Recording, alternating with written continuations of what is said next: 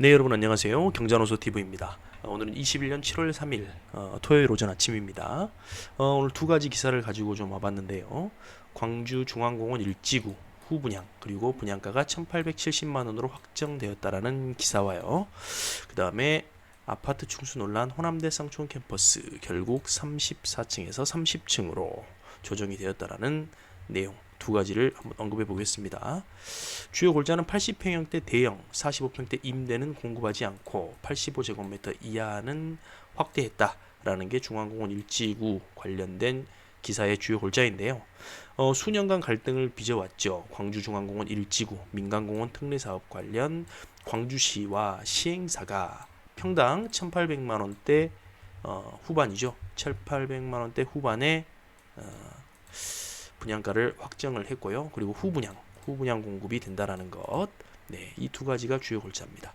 시는 앞서 지난 1월 13일 비공원 8.17%, 2,827세대 그리고 후분양 플러스 임대 3.3제곱미터당 분양가 8호제곱미터 초과는 1,900만 원, 8호제곱미터 이하 임대는 1,350만 원, 그리고 85제곱미터 이하 383세대 공급 백지화 등을 골자로 한 최종 변경안을 발표했으나 서민들의 내 집 마련 기회를 확대하기 위해 80평형 대형 아파트와 45평형 임대는 공급하지 않고 대신 국민주택을 공급하기로 기본 방향을 틀었다라고 했네요.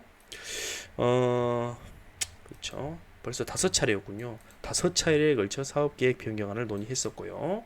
시는 5차례의 협의 후 최종안을 시행자 측에 공식 통보했고 시행자 측이 자체 논의를 거쳐 지난 15일 조정안을 수용하겠다라는 입장을 밝히면서 중앙공원 일지구 사업은 정상궤도에 올라서게 됐었죠. 2018년 최초 우선 협상 대상자가 3년 만이다. 시에서 마련한 사업계획의 주요 내용은 이게 이제 골자가 되겠군요. 후분양, 그렇죠. 선분양이 아니고 후분양한다는 거고요. 평당 분양가는 1,870만 원, 그리고 80평형대 분양과 45평대 임대 세대의 공급은 철회한다. 그리고 85제곱미터 이하 국민주택 383세대 분양, 420세대 임대 공급, 세대수는 총 2,804세대. 세대수도 2,827에서 2,804세대로 좀 줄었군요. 아파트 건설비 단가 3.3제곱미터당 65만 원으로 인하.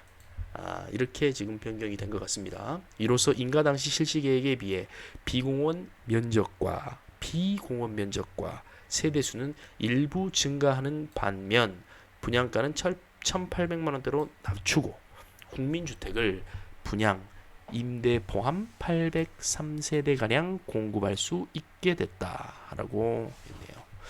또 내년 하반기 분양 예정으로 분양 시점에 이게 중요하더라고요. 내년 하반기 분양 예정으로 분양 시점에 내년 하반기에 조정 대상 구역이 해제될 경우 분양 방식을 선분양으로 전환하고 선분양으로 전환할 수도 있다라는 거군요. 그때 조정 대상 지역에서 해제가 되면요 선분양으로 전환할 수도 있다. 그에 따라 사업 규모 조정, 추가 분양가 인하 등 전문기관의 검증을 거쳐 결정토록 했다. 이게 중요하겠네요. 그러니까 내년 하반기에 분양을 할 예정인데 그 분양하는 시점에 광주가 조정 대상 지역에서 해제가 될 경우에 분양 방식을 선분양으로 전환하고 그에 따라 사업 규모가 조정이 될 수도 있고 추가 분양가 인하가 될 수도 있고 한다는 이야기죠.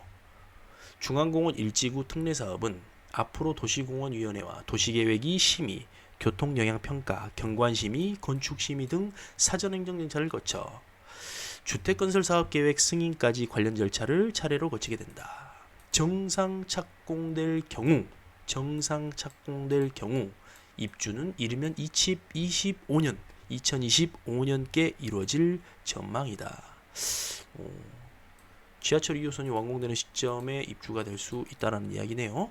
이런 가운데 시공권 지분을 둘러싼 시행사 내 내분과 법적 다툼, 사업 지연에 따른 땅값 인상과 보상액 증가 등은 풀어야 할 과제로 남아있다.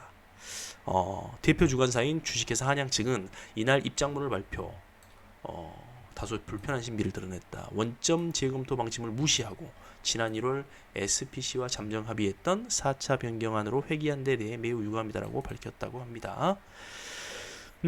광주 지역 민간공원 특례 사업은 그렇죠. 9개 공원 10개 지구에서 추진되고 있는데 현재 7공원 등 8곳은 감정평가를 완료했고요. 토지 소유주와 협의 보상을 진행 중에 있다. 지금 민간공원 특례 사업의 진행 절차가 어느 정도나 됐는지 여기 나와 있네요. 9개 공원 10개 지구를 대상으로 추진 중인 광주 지역 민간공원 특례 사업이 7공원 등 8곳은 감정평가를 벌써 완료했고요. 토지 소유주와 협의 보상을 진행 중에 있다고 합니다. 중해공원은 감정평가 중에 있고 중앙 1지구는 정상적으로 사업계획 변경이 완료되면 토지 소유자들과 협의 보상이 본격적으로 진행될 예정이라고 합니다. 네, 이렇게 한번 기사 살펴봤어요. 중앙공원 1지구 결론은 후 분양가는 1,870만 원으로 지금 확정이 될 예정이고요. 확정이 된 거죠. 확정이 되었고요. 그 다음에 이런 대형평 80평형대 대형 아파트와 45평형 임대는 공급하지 않는다는 것. 그리고 이게 중요하죠. 내년 하반기 분양 예정으로 분양 시점에 조정 대상 지역에서 해제될 경우 분양 방식을 선분양으로 전환할 수도 있다라는 것. 정상 착공될 경우에 입주는 이르면 2025년께 이루어질 전망이라는 것. 네, 이렇게 살펴봤습니다. 그 다음에 여러분들도 관심 많으신 호남대 쌍촌 캠퍼스 관련된 내용이 나왔는데요. 결국에 10층에서 34층 14개 동 승인 2달여 만에 34층은 다시 백지화됐다. 30층 이하는 불허한다. 라는 내용이고요. 그 다음에 가구 수가 936세대에서 903세대로 줄고 주차 면적도 1419대에서 1400대로 줄었네요. 그렇죠? 네, 진짜 이 상무지구 알짜 땅에 아파트 들어온다. 이게 지금 상무지구 힐스테이트입니다. 그 옆에 이쪽에 지금 들어오는 거예요. 네, 층수 논란에 휩싸였던 호남대 쌍촌 캠퍼스 아파트 단지 최고 층수가 논란 끝에 30층 이하로 변경이 됐다. 고층 아파트 위주 난개발을 막고 무등산 경관을 확보하기 위해 층수를 낮춰야 한다는 입장과 승인사항을 뒤집어 행정신뢰도 하락과 재설계에 따른 후유증이 우려된다는 시각 사이에 결국 난개발 방지와 경관을 택한 셈이라고 하네요. 당초 최고 층수를 34층에서 30층으로 낮추는 것을 골자로 한 호남대 쌍촌 캠퍼스 공동주택 건축계획 변경안을 차례로 원안을 결했다. 그렇습니다. 네. 아쉬운 것은 지난 4월 초 10층에서 34층 14개 동 건립을 조건부 의결한 지 2달여 만에 번복이 됐다라는 사실이죠. 당초 지하 3층에서 지상 34층 14개 동 936가구 건립안을 통과시켰으나 이후 어떤 목적으로도 30층 이상 아파트, 40층 이상 상업 건물은 허용하지 않겠다고 누누이 밝혀온 이용섭 시장의 소신과 배치된다는 논란이 일자 고심 끝에 34층 3개동을 백지화했네요. 글쎄요, 이게 그렇게 중요한 문제인가는 모르겠습니다. 네, 시민들의 무등산 조망권과 주요 지점 일조권을 보장하라는 시민단체 성명도 영향을 미친 것으로 보인다. 건축계획 변경으로 가구 수는 936가구에서 903가구로 주차 면적은 1419대에서 1400대로 각각 줄게 됐고요. 일조권 보장을 위해 설계 변경을 통한 동간거리 재조성이 불가피하고 그렇겠죠. 아무래도 그 줄어버린 4개의 층에 대해서 그렇죠. 이 3개 등의 4개 층에 대해서 아무래도 또 동간거리 재조정 등은 불가피하겠다. 설계도 변경이 될 수밖에 없을 것이다. 당연한 이야기죠. 병풍식 설계로 인한 바람길 차단 논란은 불가피할 것으로 보인다. 그렇죠. 아무래도 그렇게 될 수밖에 없겠죠. 2년 전 도시계획 심의 과정에서 최고 36층 건립이 승인됐고 이후 일조권과 학습권, 조망권 차원에서 14개 동 그렇죠. 10층에서 34층 14개 동 936가구로 2개 동 33가구가 줄어든 마당에 또다시 기존 결정을 번복해 행정신뢰도 하락으로 그렇죠. 예상이 된다. 행정신뢰도 하락. 글쎄요. 네. 시 관계자는 변경안에 대한 사업자 측에서도 수용해줘.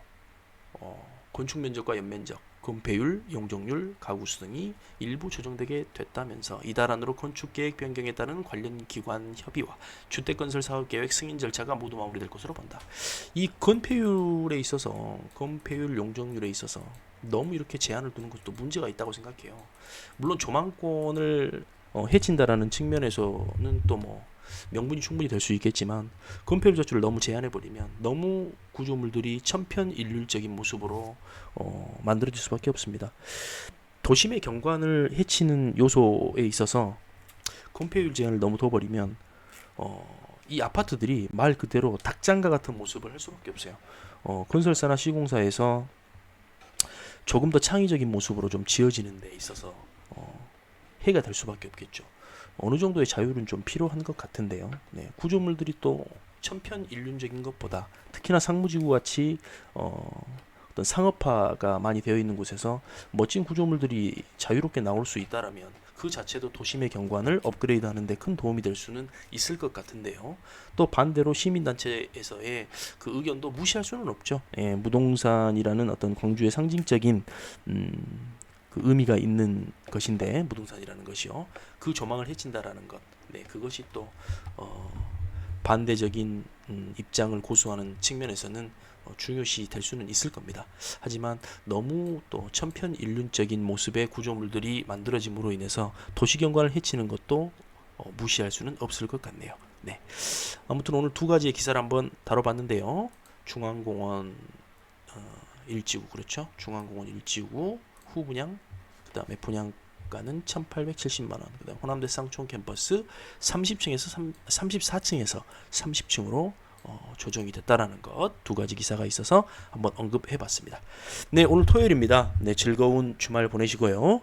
건강한 나날이 되시기를 바라겠습니다. 코로나 델타 변이 바이러스 때문에 많이 또 이슈가 되고 있는데요. 여러분들 아무쪼록 코로나로부터도 건강 잘 지키시고요. 네, 저도 그런 것 같아요. 아무래도 이렇게 뭐 여행을 간다는 것도 굉장히 좀 꺼려지고요.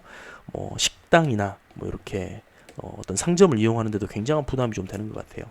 자연스럽게 드라이브 위주의 어떤 여가 시간을 보낼 수밖에 없는 것 같고요. 안타까운 마음이 좀 들지만 하루속히 코로나도 해소가 될 수 있기를 또 소망을 해보면서요. 우리 구독자 여러분들도 항상 건강 조심하시고요. 또 무더위가 찾아오고 또 장마가 이어지고 있는데요. 건강 조심하시기를 바라겠습니다. 네, 감사합니다. 행복한 하루 되세요.